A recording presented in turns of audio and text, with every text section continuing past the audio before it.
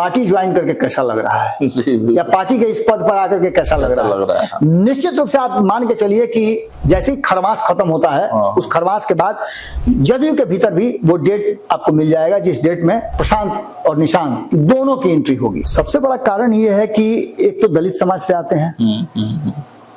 दलित समाज से आने का मतलब है कि आप देख रहे होंगे कि किस तरह से कांग्रेस के साथ छल कपट हो रहा है। नोरमा ग्रुप, जो सोचता है वो करता है, आपके अपने सपनों का आशियाना। नमस्कार, मैं हूं सागर कुमार, भारत लाइव देख रहे हैं आप। देखिए, सुबह सुबह तमाम दर्शकों का बहुत बहुत स्वागत है। चर्चा गरम लेकर आए हैं। हम जानते हैं चर्चा गरम में पॉलिटिकल जो चर्चाएं हैं उस पर बातचीत करते हैं। हमारे साथ बाबा हैं, बाबा से जुड़ेंगे। बहुत स्वागत है बाबा आपका। धन्यवाद। बाबा, जिस प्रकार से पॉलिटिकल कॉरिडोर में अब चर्चा होने लगी है, खूब चर्चा हो रही है मुख्यमंत्री नीतीश कुमार और निशांत को लेकर, और इस पर एक बड़ी अपडेट आई है, उस पर तो हम लोग बातचीत करेंगे। लेकिन कल रात में जो बड़ी घटनाक्रम घटी, हालांकि इसकी बात की जानकारी हमारे संपादक लगातार कई दिनों से दे रहे हैं, लेकिन रातों रात कप्तान बदल दिया कांग्रेस ने बाबा। देखिए सागर, ये खबर तो हम लोगों ने दे ही दिया है कल रात में, और जहां तक मैं उम्मीद करता हूं कि सबसे पहले ये खबर हमारे ही चैनल पे आया होगा। इन सारी बातों के साथ साथ जो कांग्रेस का एटीट्यूड नजर आ रहा था, और राहुल गांधी के 2 यात्रा के बाद, हालांकि बहुत सहज नजर आए थे जब लालू प्रसाद से मिले थे, लालू प्रसाद से मिलने गए थे, इसकी चर्चा भी हम लोग कर चुके हैं। आपको याद होगा कि कल जब हम इस बात की चर्चा कर रहे थे तो उसके ठीक एक दिन पहले कई अलग अलग चैनलों ने मुझसे कांग्रेस वाले मुद्दे पर बातचीत किया था, एक्सपर्ट मांगा था कि आखिर कांग्रेस जो वर्तमान स्थिति जो है उसमें क्या होने वाला है। मैंने एक तस्वीर की चर्चा की थी, एक तस्वीर मैंने देखी थी जिसमें यात्रा तो शुरू हुई थी, यात्रा में कृष्णा अलावरू, कन्हैया, अखिलेश सिंह, बाकी के सभी लोग भी थे, लेकिन इसको यूथ विंग को सुपुर्द किया गया था। मेन टीम इसमें नहीं थी, यूथ विंग को सुपुर्द किया गया था। और अखिलेश सिंह की जो तस्वीर उसमें नजर आई कन्हैया के साथ, वो तस्वीर बड़ा कहानी कह रही थी। उस पर मैंने चर्चा किया था। चर्चा ये थी कि जैसे ही कन्हैया कुमार आए, उनके आते ही बिहार का कमान उनको जैसे दिया गया, वैसे ही ये बात तय हो गई थी। जो हमारे संपादक नमन मिश्रा जी पिछले कई महीनों से ये बातें कह रहे थे कि एक मयान में 2 तलवार, एक कांग्रेस और बिहार में 2 भूमिहार नहीं रह सकते, नहीं चलेगा। सीधे तौर पे ये बात तय नजर आ रही थी कि जो 2024 का चुनाव घटित हुआ है, वो दांत पर दांत लगा करके नहीं होता है। कोई चीज आप बर्दाश्त करने लगते हैं तो दांत पे दांत लगाना आपके बर्दाश्त से बाहर जो हो जाता है, दांत पे दांत बिठा करके आप बर्दाश्त करने की कोशिश करते हैं।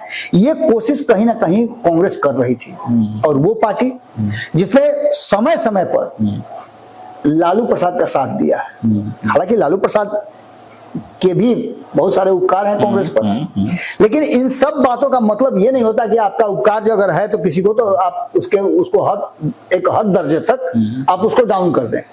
2024 के चुनाव में पूरा ये दोस्ती जो है एक्सपोज हो गई थी। इस पर चर्चा हम लोगों ने कई बार किया है, लेकिन ये चर्चा इसलिए जरूरी होती है कि रातों रात अचानक से क्विक एक्शन। 16 तारीख को यात्रा, 17 तारीख गए, दिल्ली में मीटिंग हो रही है, ताड़ाताड़ी बुलाया जाता है अखिलेश सिंह को, और 18 तारीख को अध्यक्ष बदल जाता है। जल्दीबाजी नहीं कर दिया कृष्णा अल्लावरू पीछे। देखिए, ये तो तय था, क्योंकि कृष्णा अल्लावरू जिस तरह से पुराने नेताओं को बुला करके, घंटों बतिया करके, उनसे फीडबैक लेकर के जो तैयारी कर रहे हैं, उसमें बिहार से कांग्रेस अपने आप को एक बार फिर से रिवाइव करना चाहती है। आप फिर भी इतना जल्दी कोई सोचा नहीं था। सोचा था सबने बताया था कि टेन्योर भी पूरा हो चुका था, और जो 2024 के चुनाव की जिसकी मैं चर्चा कर रहा था, उसमें राष्ट्रीय जनता दल ने जिस तरह से कांग्रेस को एकदम समझिए कि नहीं कहा जाता है कि दूध की मक्खी की तरह निकाल के फेंक दिया था। आप बिना समझौता किए हुए अपने उम्मीदवार उतार देते हैं चारों के चारों सीट पर पहले चरण के चुनाव में। निश्चित रूप से यहां से कांग्रेस को भीतर ही भीतर घुटन महसूस हो रही थी। दूसरा, आपको पता है कि कांग्रेस जो वर्तमान स्थिति में है, इस स्थिति में आने के लिए कांग्रेस भी कुछ हद तक जिम्मेवार है, क्योंकि कांग्रेस की डिपेंडेंसी जो है वो क्षेत्रीय दलों पे बहुत ज्यादा बढ़ती चली गई थी और क्षेत्रीय दल जो है समय समय पर कांग्रेस को कमजोर कर रहे थे। आप देख लीजिए कि कई दलों में कांग्रेस के नेता लगातार दूसरे दलों में जा रहे हैं कुछ थोड़े से लाभ के लिए। तो ये सारी परिस्थितियां चल रही थी, लेकिन बिहार में जो वर्तमान परिस्थिति बनी है उसमें जैसे ही कांग्रेस का चेहरा बदला, अखिलेश सिंह को हटा करके और राजेश राम को मौका दिया गया। राजेश राम के बारे में बहुत सारी बातें कांग्रेस के लोगों में कही जाती है। उनको एक लंबे समय से मैं भी जानता हूं, 2014-15 से भी मैं जान रहा हूं। लेकिन बाबा कांग्रेस ने कोई नया प्रयोग नहीं किया है। राजेश राम का पिछले बार भी नाम चर्चा में था, हालांकि ऑफिशियल भले ही घोषणा ना हो, लेकिन एक तरह से मान लिया गया था कि ये बन गए। देखिए इसके पीछे 2-3 कारण हैं। सबसे बड़ा कारण ये है कि एक तो दलित समाज से आते हैं। दलित समाज से आने का मतलब है कि आप देख रहे होंगे कि किस तरह से कांग्रेस के साथ छल कपट हो रहा है। पिछले चुनाव में कांग्रेस ने एक उम्मीदवार भेजा भी था, पप्पू को, उसको भी आपने देखा कि स्वीकार नहीं किया गया बिहार में। दोनों लोगों ने स्वीकार नहीं किया, एक तो राष्ट्रीय जनता दल ने नहीं किया और दूसरा अखिलेश सिंह ने भी नहीं किया, उनको ऑफिस तक नहीं जाने दिया। अंततः फैसला क्या हुआ सबको पता है। लेकिन जो वर्तमान परिस्थिति बनी है, इनको दलित होने का भी एक फायदा मिला है, क्योंकि एक दलित राजनीति का एक अलग अपना ऑरा बन रहा है। और आने वाले समय में अगर देखा जाए तो कांग्रेस अगर ये फैसला ले लेती है दिल्ली की तरह कि अकेले चुनाव लड़ेगी या अन्य राज्यों की तरह चुनाव ले लेती है, जो कि लग रहा है कि ऐसा करने के लिए तैयार अपने आप को कर चुकी है। लेकिन बाबा सिंबॉलिक ही ये अध्यक्ष तो सिंबॉलिक तौर पर ही मान के चले रहेंगे, क्योंकि सारा फैसला तो अल्लाह वरू लेंगे। नहीं, ऐसा कुछ नहीं है। देखिए वो यहाँ के प्रभारी हैं, वो उस फैसले पर सिर्फ हामी भरेंगे या फैसले को ये कह सकते हैं कि भाई इसको ऐसे नहीं ऐसे किया जा सकता है, लेकिन फाइनली जो फैसला है वो यहाँ की प्रदेश कमेटी ही लेगी। वो ताकत मिलेगी राजेश राम को, निश्चित रूप से राजेश राम को पूरी ताकत में रहेंगे और इसीलिए इनको बनाया भी गया है। अच्छा। दूसरा सबसे महत्वपूर्ण बात है कि एक सुपरस्टिशन भी बहुत होता है। आप जानते होंगे खिलाड़ियों में भी होता है कि घड़ी पहन के उतरे थे तो इसी घड़ी को पहन के आएंगे, शतक मारे थे। इसी तरह से राजनीतिक दल के नेताओं में भी होता है।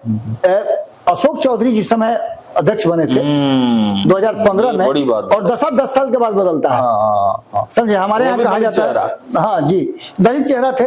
और जिस तरह से उन्होंने संगठन को मजबूत किया था, उस टीम का एक हिस्सा राजेश राम भी थे। अच्छा। पहले से भी इनकी चर्चा जैसा कि आप बता रहे हैं चल ही रहा था। और इनका जो कनेक्शन है वो सभी लोगों से है। ये ऐसा नहीं कि पार्टी में एक अलग तरह की छवि के जाने जाते हैं। जैसे आप देखे होंगे कि अखिलेश सिंह को लेकर के बहुत सारी बातें कही जाती थी कि वो पार्टी में समय नहीं देते हैं, संगठन बनाने में ज्यादा उनको नहीं लगता है, कुछ लोगों से घिरे रहते हैं। ये सारी बातें हम मान लेते हैं जो चर्चाएं चल रही हैं। लोग आप याद कीजिए ना, आप ही से तो कई लोगों ने कहा था जब पहली बार आए थे राहुल गांधी, तो लोगों ने विरोध प्रदर्शन किया था। आप ही के कैमरे पर तो उस लोगों ने कहा था कई लोग कि अगर साथ नहीं छोड़ते हैं तो कांग्रेस बर्बाद हो जाएगी, समाप्त हो जाएगी, अब बिहार के बाद से फिर उठ नहीं पाएगी।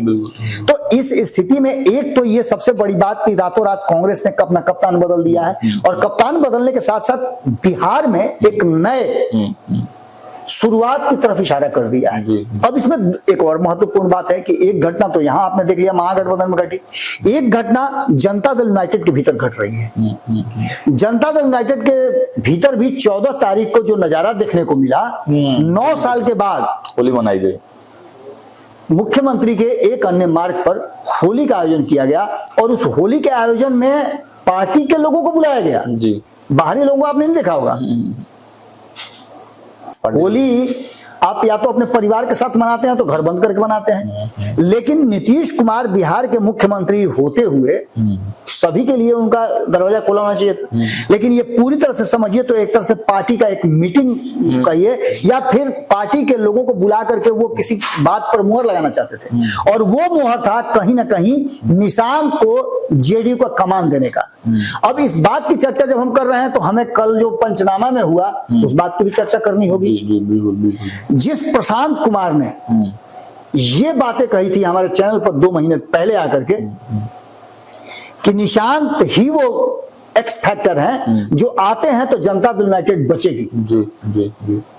उन्होंने कल ये बात एक तरह से स्पष्ट भी कर दिया, और वो काफी खुश नजर आ रहे थे कि उन्होंने पहल किया। उस पहल पर नीतीश कुमार, उन्होंने आग्रह किया था कि नीतीश कुमार जी और खुद अपने पिता वशिष्ठ नारायण सिंह से भी उन्होंने आग्रह किया था कि ये ठीक है कि आप समाजवादी विचारधारा के हैं, लेकिन समाजवादी विचारधारा की भी समीक्षा होनी चाहिए।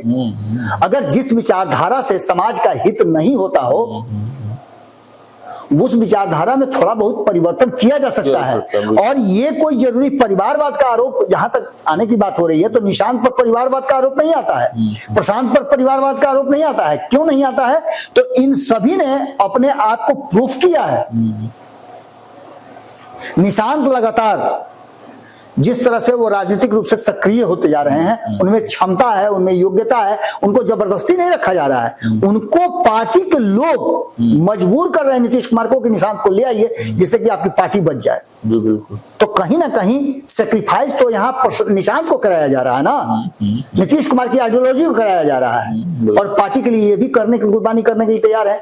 वही बात प्रशांत ने कही भी है, और इस बात से अब साफ हो गया है कि 15 तारीख को, 15 अप्रैल के बाद वो कोई भी दिन हो सकता है जिस दिन आपके हाथ में माइक होगा और आप पूछ रहे होंगे कि निशांत जी पार्टी ज्वाइन करके कैसा लग रहा है, या पार्टी के इस पद पर आकर के कैसा लग रहा है। निश्चित रूप से आप मान के चलिए कि जैसे ही खरमास खत्म होता है, उस खरमास के बाद जदयू के भीतर भी वो डेट आपको मिल जाएगा जिस डेट में प्रशांत और निशांत दोनों की एंट्री होगी।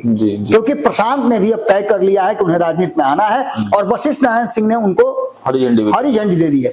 दूसरी सबसे महत्वपूर्ण बात कि निशांत को पब्लिकली लॉन्च करने के बाद, ये दूसरा ऐसा अवसर था जो नीतीश कुमार ने निशांत को लॉन्च किया। पहले जो अपने गांव में कल्याण बिघा में गए थे, वहां उन्होंने मीडिया के सामने उनको फ्री छोड़ दिया, जाइए जो बोलिए। दूसरी बार होली के अवसर पर उन्होंने सारे कार्यकर्ताओं से मिलने जुलने का कार्यक्रम रखा उसमें, और कार्यकर्ताओं से मिलने के बाद नेक्स्ट डे नीतीश कुमार सबसे पहले अपने 4 मुख्य लोगों से मिलते हैं, जिनमें सबसे मुख्य व्यक्ति हैं वशिष्ठ नारायण सिंह। आप अंदर नीतीश कुमार और वशिष्ठ नारायण सिंह की बातचीत हो रही थी, और गेट पर आप बाहर खड़े थे, आपने खबर भी वहां से किया था। अब ऐसी स्थिति में आप समझ सकते हैं कि वो गए होंगे तो होली की बधाई तो देने गए नहीं होंगे।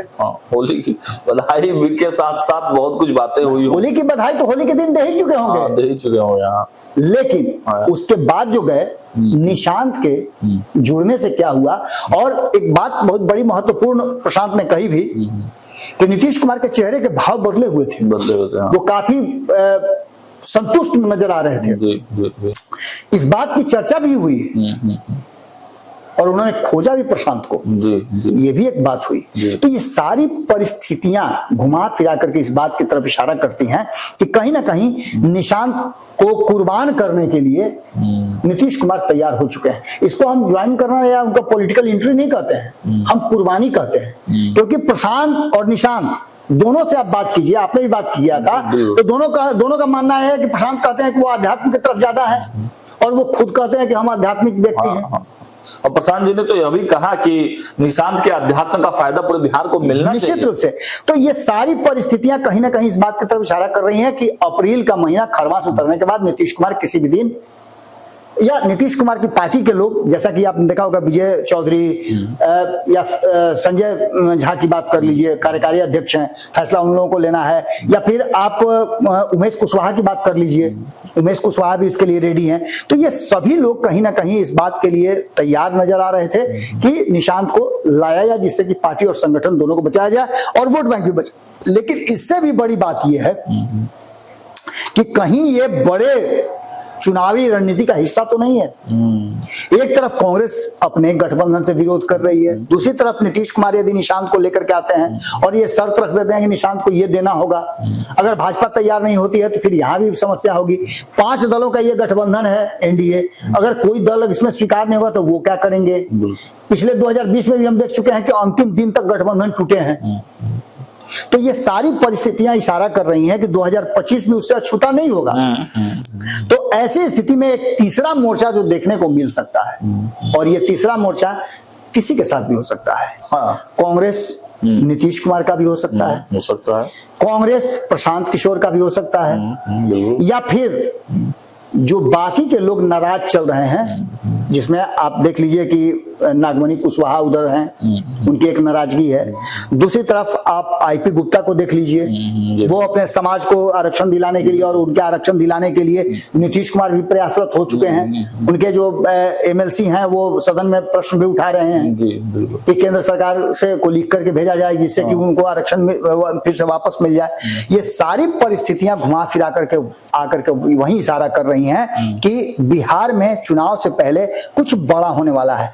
एक गैर भाजपा और गैर लालू अगर गठबंधन बने तो ये कोई अतिशयोक्ति नहीं होगी। बिहार की जनता भी एक चेंज चाहती है, लालू से, नीतीश से, भाजपा से, सबसे अलग एक ऐसा गठबंधन हो जिसमें प्रोडक्टिव बातें हों, नई बातें हों, कुछ नई। अब ऐसी स्थिति में आप समझ सकते हैं कि नए नए लोग नई नई रणनीति और नई नई योजना लेकर के सामने आए हैं। एआई का जमाना है, आप कहीं रहिए हम कहीं रहे, दोनों का फोटो मिलान कर दिया जाता है। तो एआई के जमाने में इतना फास्ट जब दुनिया हो गई है तो निश्चित रूप से ये चुनाव भी बहुत फास्ट होगा और जो रणनीति बनाई जा रही है उस रणनीति में साफ साफ नजर आ रहा है कि जो असंतुष्ट होंगे दोनों गठबंधन से उनके लिए एक अलग प्लेटफॉर्म बनाने की तैयारी शुरू हो चुकी है अभी से। चलिए, तो देखा, पावा ने आपको बताया कि कल दिन भर क्या कुछ चर्चा गरम में आज दिन भर क्या कुछ रहने वाला है। जरूर हमारी मौजूदगी भी विधानसभा में रहेगी। विधानसभा में जो नेता आएंगे उनके बीच चर्चा का केंद्र आज बना रहेगा।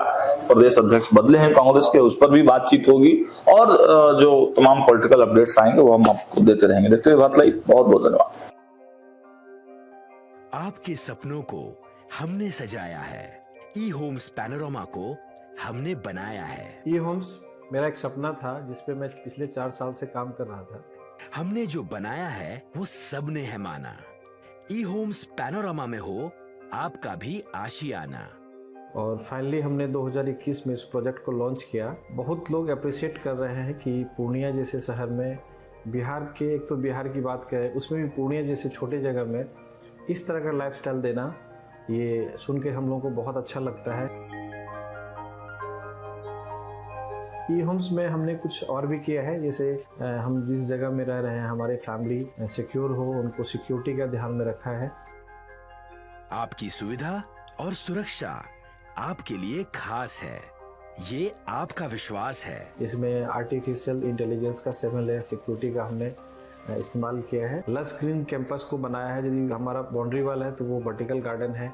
ये जितनी भी फैसिलिटी होता है एक इंटरनेशनल टाउनशिप में ई होम्स है, ये हम लोग विश्वास नहीं कर पा रहे हैं। जो भी हमारे मित्र दोस्त या जो भी हमारे बाहर के बाहर आते हैं तो हम लोगों को बहुत अच्छा सुनने को मिलता है और बहुत अच्छा क्रेडिट मिल रहा है। वो सारा हमने सिर्फ एक बिल्डिंग नहीं बनाया, हमें एक बहुत अच्छा लाइफस्टाइल दिया ई होम्स में, और मेरा एक सपना था जिसको मैं आज फुलफिल होते हुए देख पा रहा हूँ। ये आपका आवास है। ई होम्स पैनोरमा में अब आपका निवास है। E homes Panorama, luxurious lifestyle redefined. Panorama group, जो सोचता है वो करता है।